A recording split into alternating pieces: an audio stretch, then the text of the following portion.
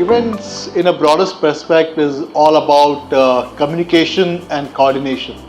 Whenever you have some communication to be shared, it could be like a client wanting to do a product launch, or maybe a corporate wanting to speak to his employees about their plans, or some celebration happening, or in fact any festivities or functions that happen at a place, right from a wedding to maybe a live concert. Yeah, so it's about communication, and coordination part is basically getting all the requirement elements of this event together and putting it up and making it a live element where people can visit, be a part of it, is what basically events means to me.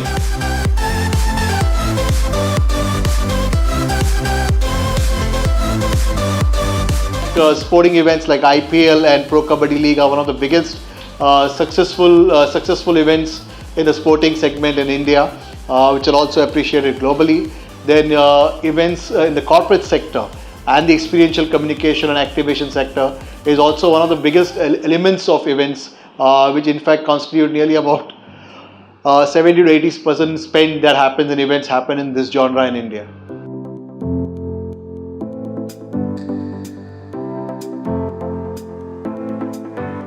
If I kind of explain you the flow of things that happen on an event, we'll also be able to kind of take you through the various role profiles that kind of come through. So normally there are two ways of doing an event. One is it's an IP, which is an intellectual property which you develop as a company, which, like for instance, an i5 by Wizcraft is a property which they have created.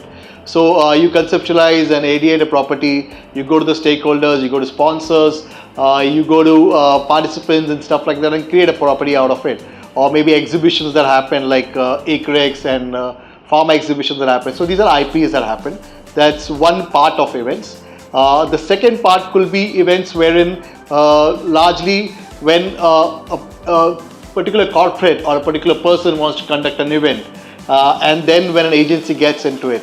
So it could be like right from the first stage is the briefing stage.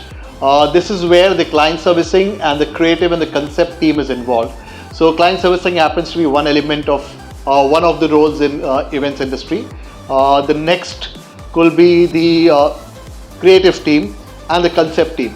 So they will understand the entire brief from the client, understand what their requirements, and also kind of put across questions which could help to kind of plan the event more better, like in terms of what is the nature of event, why will they want to do this event, what is it that they want to communicate, who is the target audience that they want to communicate, the profile of attendees, and then they could plan the entire communication accordingly.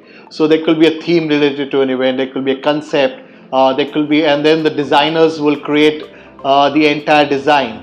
Even in design, you'll have visualizers who could create the look and feel of the event. There are 3D artists like architects and 3D designers who could create and visualize a set design and the element for you.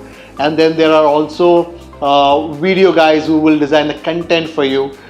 In fact, in the last few years, video prediction and video content has become a very essential part of events because most of the technology is moving from sets and structure to a huge LED screen and stuff. And that's why the content has become more digital, more communicative. So video content is one of the important, again, job profiles within the event space.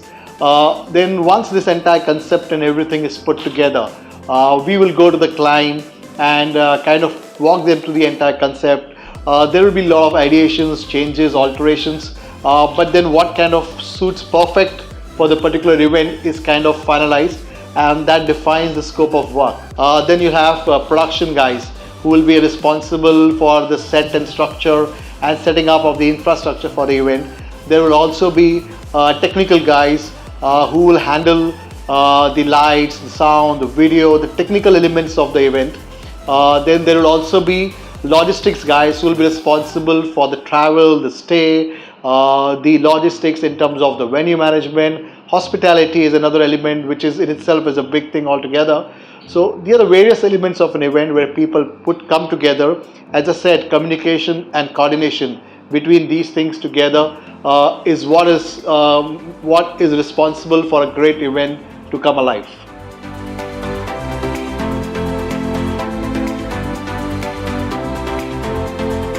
I initially was a different production, but I kind of took liking to live events and corporate events, and that's how I moved into Shobiz in November 2000. That time, Shobiz was a company with about 15 to 20 employees and a turnover of about 7 to 8 crores. And fortunately, we've grown more than 15 times of that today.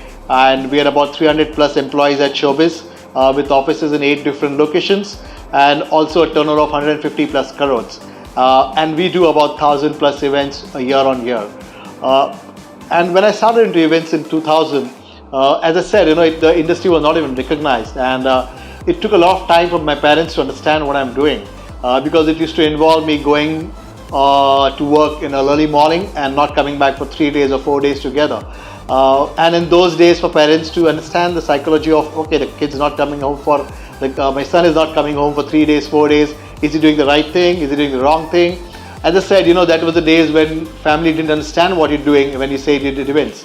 For them, events was like शादी में तंबू लगा रहा है या फिर कुर्सियाँ लगा रहा है, and they didn't understand the concept of events.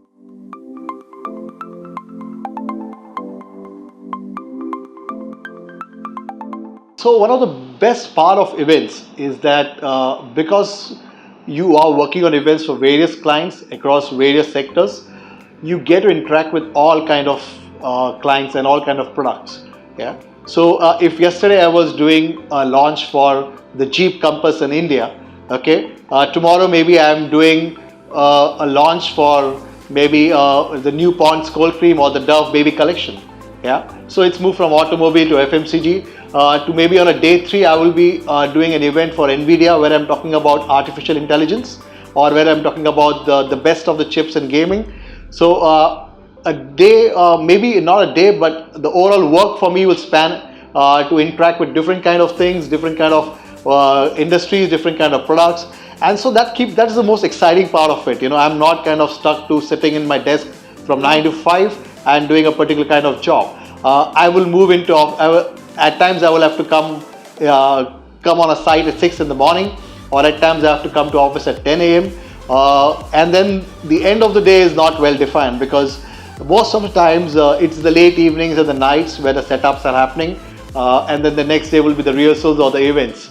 As you move up the ladder, maybe you have to spend less and less time on site or on events, but more into strategy, planning, conceptualizing what is the right kind of event planning for the client, where is the product positioning, where is it that if he does an event, which city, which location, if he does, he can get a better eyeball or he can get a better ROI, or also what kind of events has to be done.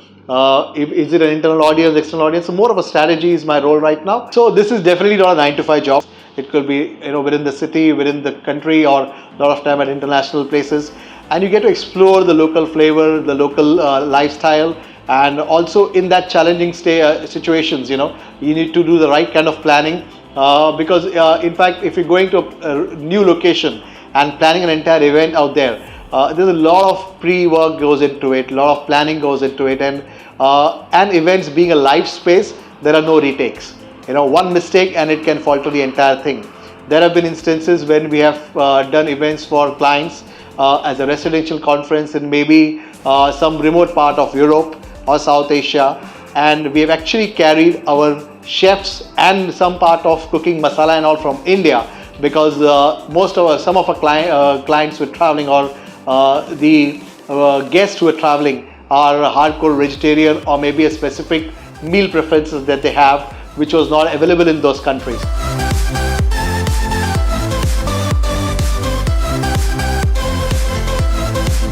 Largely about good at communication skills and street smartness, because at every aspect of an event you encounter some or the other problems.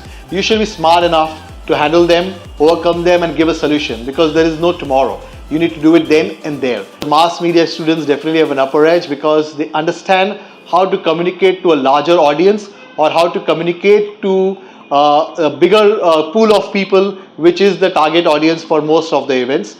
And there are also institutes in India like NIEM, EMDI, which offer a formal training and an education and a certification program in events, different elements of events, and how they kind of pick and choose what they want to do in terms of, they want to get a servicing, they want to get into operations, they want to go into more of a technical aspect of an event.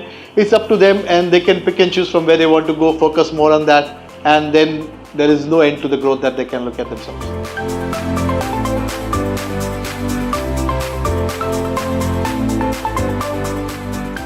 The advantage of working across genre, there's a reason we've seen a lot of movement from corporate side, and as also being one of the oldest and the leading agency in the country today, we look at hiring people who have a specific subject knowledge as well, especially industries like IT or BFSI. It always helps to have people who have a know-how of the particular industry.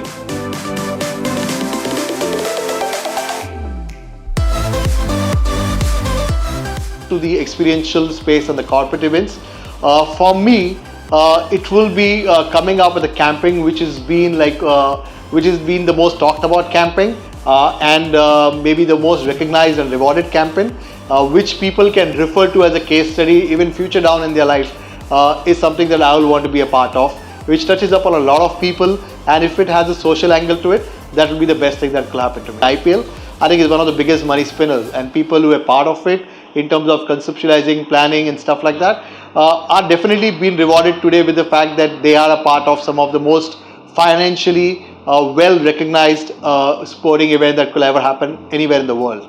So that definitely is a place that one will want to see, and I will want to see the future generation of event managers coming up with another sporting event which could be as successful as IPL, and so that's where the money could be. But on a regular basis, I think one of the biggest spend in events happen in India is in weddings, because India has traditionally been a country where weddings are the biggest festival that we could say, or a biggest event that could happen, and Indian weddings are the most talked about weddings across the world, and hence weddings happens to be one of the biggest spending area or the biggest revenue area in the event space.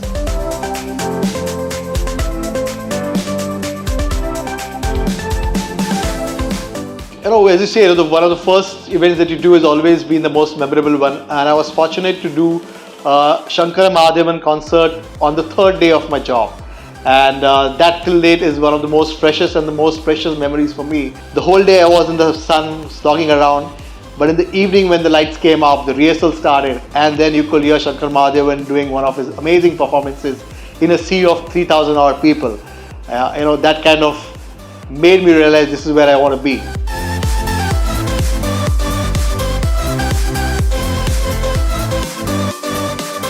In the conceptualizing and the strategizing part of the event as well, we went back with an idea wherein we said that 7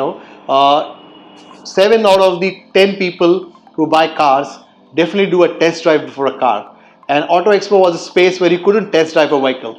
So we came back with a different plan for Ford for that particular year, and we said the amount of money that you spend in one Auto Expo can be used for doing events in 10 different cities, where we could actually provide the perfect terrain for people to experience the Ford Endeavour, which is the large SUV. So we created a customized off-roading track for the SUV riders, and also a proper tarmac road for the Ford Icon and the Ford, I think at that point of time was Ford Escort, to be tested. And we came up with a huge carnival setup where people could come down with their family members. There was a kids zone, there was a cookery show, and we also had the Aston Martin displayed over there for people to come and see that.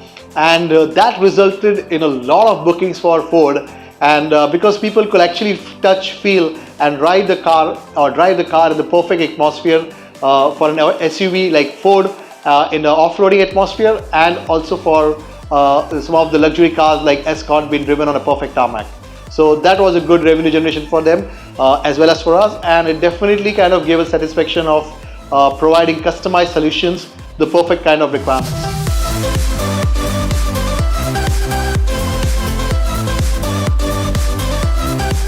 keep it looking glamorous on the outside because that's what finally sells and that's what people want to see.